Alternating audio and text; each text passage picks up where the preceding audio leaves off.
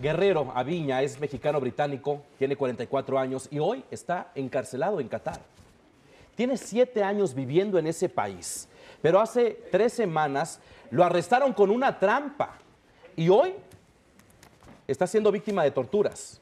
De hecho, él padece VIH y hasta el momento se sabe que ni siquiera los medicamentos que él necesita en el día a día ha recibido. Una trampa únicamente por una preferencia sexual, por una orientación sexual. La gran pregunta es, ¿cómo está Enrique Guerrero? Sí, bueno, Enrique Guerrero está con nosotros, es hermano de Manuel y te agradecemos que estés con nosotros esta mañana. Obviamente pasando por una situación muy difícil, ustedes hasta acá como familia y Manuel allá. Sí, pues muchas gracias por la invitación, por la cobertura. La situación de Manuel es crítica porque el Estado de Qatar ha sido omiso en brindarle una sola pastilla antirretroviral para su VIH y bueno, pues estamos en un caso que no debería ocurrir en este siglo XXI, una persona arrestada por un derecho humano que es la orientación sexual. ¿Has hablado con él?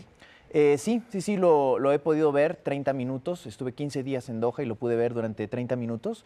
La verdad es que su situación es muy difícil porque además de sufrir tratos crueles, inhumanos y degradantes en la prisión, sabemos que lo están sacando en las madrugadas para interrogatorios clandestinos, a efecto de saber con quiénes ha tenido relaciones sexuales y identificar a otras personas de la comunidad LGBT.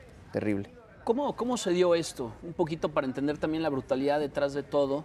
Hay que entender también cómo fue sucediendo, cómo se enteraron ustedes. Pues nosotros primero nos enteramos que estaba desaparecido. Posteriormente ya fuimos conociendo la historia gracias a los consulados y gracias a que pudimos hablar con él y a que pudo externar una carta. Sabemos esta situación que ha sido muy famosa de que a través de la aplicación Grindr, la policía crea un perfil falso, lo cita y cuando él desciende al lobby de donde él vivía, es esposado y detenido a la fuerza, ¿no? Solamente por concertar una cita con una persona en teoría del mismo sexo, ¿no? ¿Cuánto tiempo tenía viviendo allá y a qué se dedica?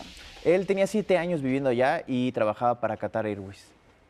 Su pasión siempre ha sido la aviación, entonces él siempre ha trabajado en esta industria desde muy joven y pues ha estado migrando a donde ha conseguido oportunidades de trabajo, ¿no? Enrique, pero ¿cómo vivía Manuel? ¿Cómo ha vivido en estos 7 años? Porque se sabe que Qatar es un país en donde ser homosexual es un delito. Entonces, ¿cómo él ha sobrevivido estos 7 años allá? Bueno, evidentemente en Qatar pues hay una grave violación a derechos fundamentales desde el momento en el que la orientación sexual es un delito. Claro. Y él ha tenido que vivir una especie de pues clandestinidad de esta situación, lo cual es terrible para cualquier migrante, ¿no? Y bueno, pues ha tenido que tener un perfil muy bajo en esta parte, ser muy respetuoso de ese tema, que por supuesto es un tema que tiene que cambiar, porque al final los derechos humanos no son un crimen, son un derecho, ¿no? Como tal. Y ustedes desde acá, bueno, pues dices que se han ido enterando más allá de cómo se dio la detención y todo, gracias también a las autoridades diplomáticas, pero ¿cómo va avanzando este tema? ¿Habrá posibilidad de que tu hermano, de que Manuel pueda salir pronto? Bueno, aquí su vida está en riesgo. Si lo someten a un juicio de meses, él no va a poder sobrevivir sin sus antirretrovirales, que hasta la fecha Qatar ha sido omiso en brindar. Por eso es tan importante que en la audiencia del día 13 de marzo, la próxima semana, y en esta audiencia, se pueda llegar a una deportación, a una repatriación, porque la vida de Manuel está en riesgo. Por eso el llamado que nosotros hacemos es al gobierno británico y al gobierno mexicano para que se opere lo que la Secretaría ya anunciaba la semana que nos antecede, en términos de activar la cooperación internacional para lograr esta repatriación. En ese sentido, las autoridades mexicanas entonces han estado en contacto con ustedes. Sí, han estado en contacto con nosotros, también las autoridades británicas, porque él tiene ambas nacionalidades, pero el llamado es enfático, o sea, sí, y respetuoso, pero enfático, ¿no? Si Manuel no es repatriado, su vida estaría en riesgo, claro, porque no va a sobrevivir un juicio de meses sin sus antirretrovirales, ¿no? Y en medio de la prisión, ¿a qué derechos? Bueno, sabemos que le están violando derechos humanos a Manuel, pero ya en prisión, ¿qué derechos tiene? Contacto con la familia, está un abogado con él. Y te lo pregunto porque parece que esto es una tarea contrarreloj. 13 de marzo y hay 2 caminos. O él es enjuiciado en Qatar o es repatriado a Reino Unido.